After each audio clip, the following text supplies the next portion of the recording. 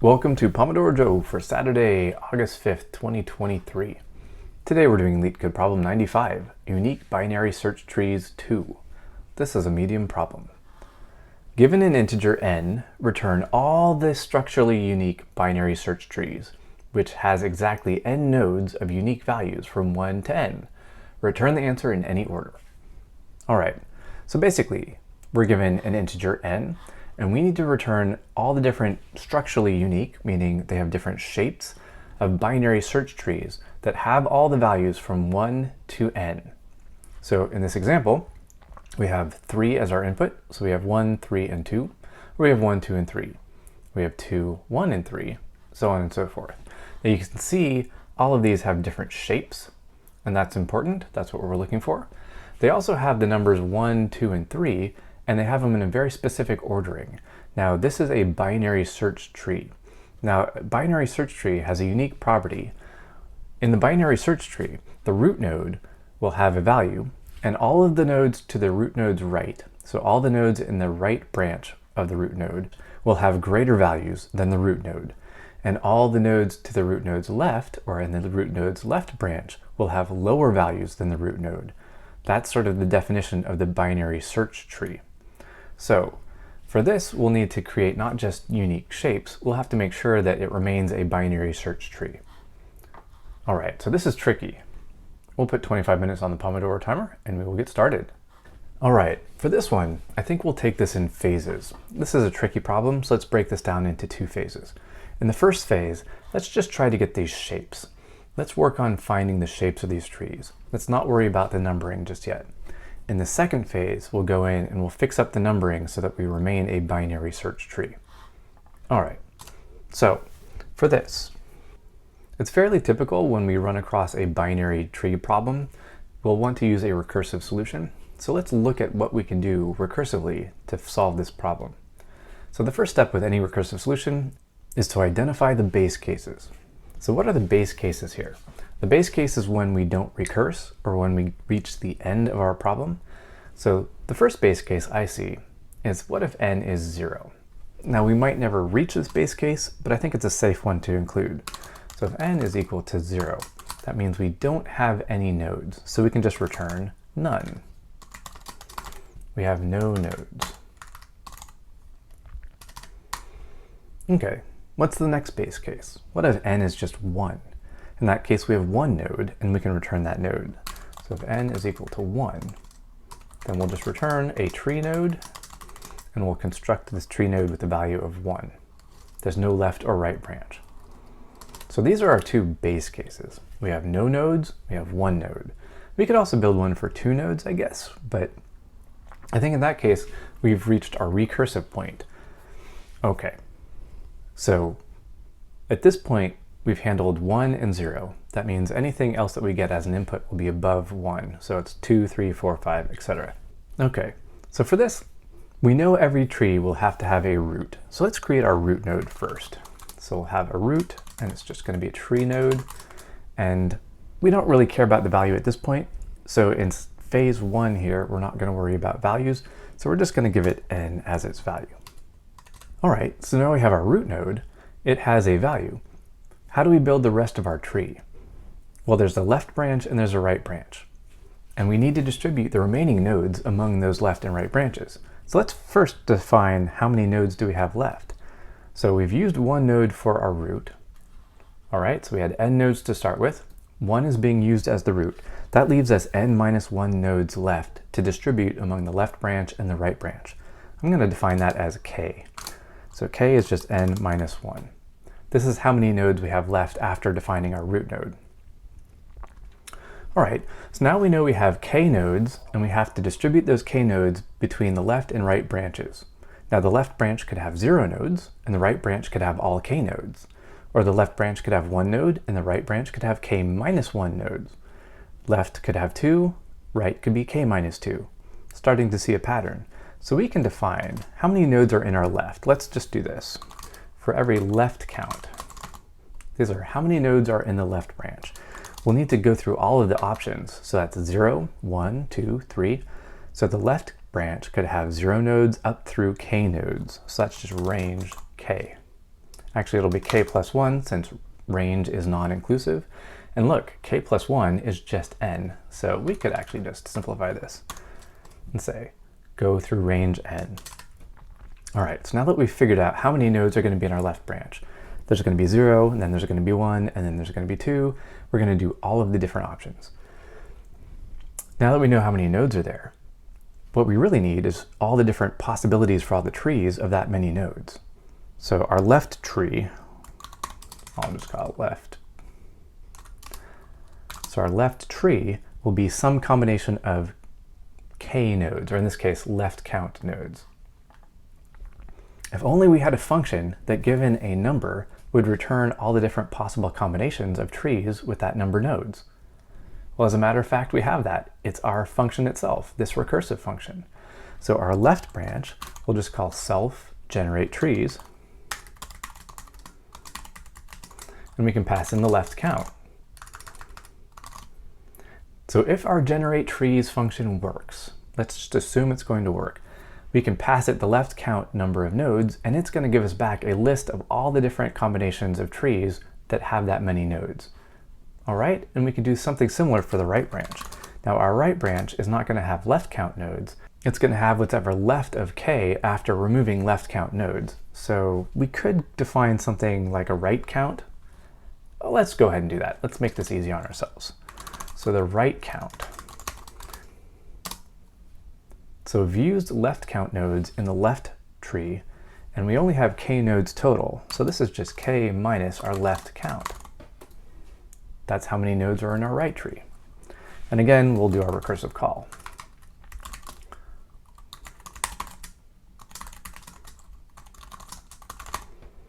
All right, so assuming our function works, we've figured out how many nodes are going to be in our left tree. The remaining of our k nodes will be in the right tree, and we'll just call our recursive function here to get all the different combinations of left trees and all the different combinations of right trees. Okay, so now we have two lists of combinations of trees. We'll have to combine these together with our root node here to generate our final output. So for every left option in our left tree, we'll put that on the left branch, and then for every right option in the right tree, or a list of trees, we'll put that in the right branch.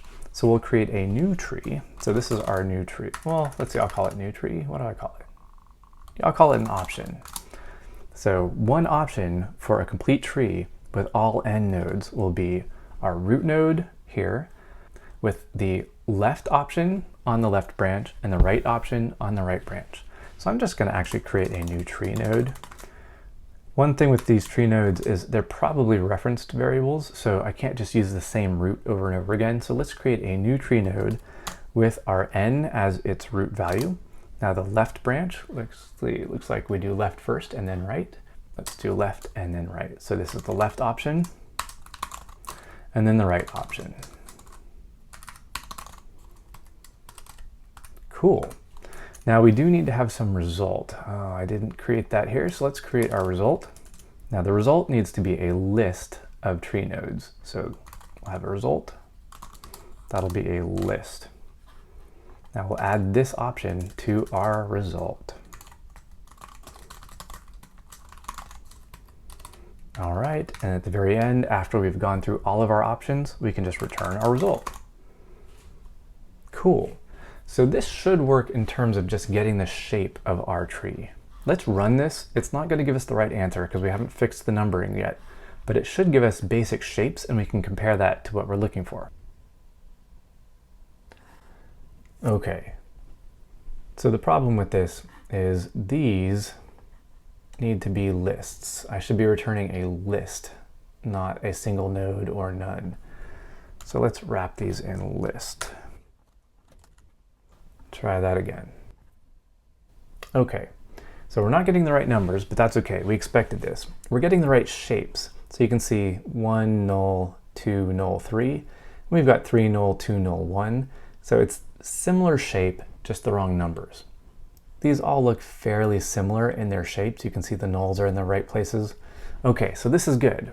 We're on the right track. Now we need to fix this up by actually putting in the right numbers. Okay, so how do we put in the right numbers? Well, we know that the numbers have to be in binary search tree ordering. That means we have to have the maximum number on the far right, the minimum number on the left, and we have to have the root number be sort of the mid number in the middle. Okay, so let's create a new function that instead of just taking n, it will take the start number that we're starting at, because we don't necessarily, when we do these recursive calls, we don't necessarily know where we need to start our numbering. So if we create our root at, say, 2, and then we recurse on just a count, we don't know that we already have a 2 up above. So we kind of need to keep track of what number do we want to start on. And I kind of like this count because it matches this n. So I'll just have a starting number and then the count. So let's create our new function here. So this is generate trees recurse. And this will take our start number and a count. It's kind of the same thing, so I'll just call it n. This will sort of overshadow this n, and we can keep the n in here. We don't have to replace all those numbers, so that's kind of good. But we do need to fix the indentation on this. So let's fix the entire indentation. Okay, so this is the exact same function we had before. The only difference is it takes one new argument, start num. All right, so what do we do with the start number? Well, we don't want our root node to just start at n anymore. We want to start it at our start number. And since we're not really using this root node, we're sort of recreating this down here. Let's get rid of this root node.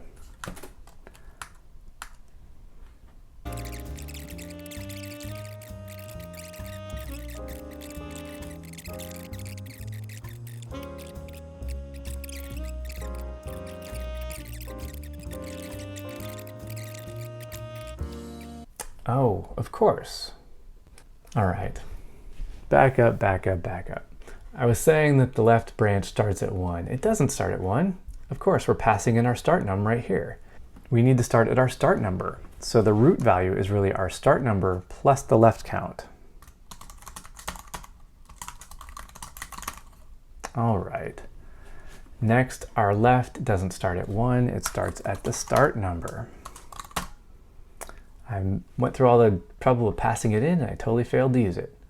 All right, and our right, let's see, this should still be the root val plus 1. All right, and then that's the root val. Okay, almost out of time, but we'll give it a shot.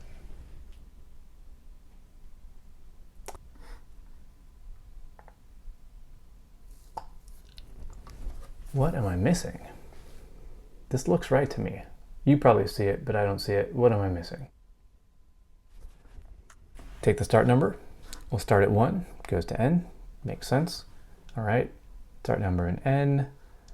If n is 0, we return none. Makes sense. If n is 1, we return the tree node with, oh, that's my problem right there with start num. There we go. All right. Let's see how we do. And we pass. Oh, that was a struggle, but we do okay. We'd beat 85% for runtime and 27% for memory. Not too bad. All right, I know I'm way over time, but I'm gonna jump back really quick and just clean this up a little bit because we're using a lot of these helper variables that we don't really need, so let's clean this up just a tad. All right, we got this. This all looks good. All right. So the root value, we could just replace that, but I think it's okay. All right, let's not use right count. Let's just do this here. We don't need a separate variable for that. And we don't need a separate variable for the start. Right, let's do that. All right, so now we just have our root value, our left and our right. That looks clean. And then for every option, all right, I like this. Let's try this. And we're still passing, and let's see if we do any better. And we do a lot better actually. Now we're at 97% for runtime and 45% for memory. So that's a huge gain just by cleaning up the code. I also like how it looks. You see the left and right next to each other, not a bunch of other stuff in there. All right, we are totally out of time, but hope this shows you how to break these problems down into smaller problems that you can work your way through until you get to the final answer. All right, hope you enjoyed this, hope you had fun, hope you learned something, hope you can go out and write better code.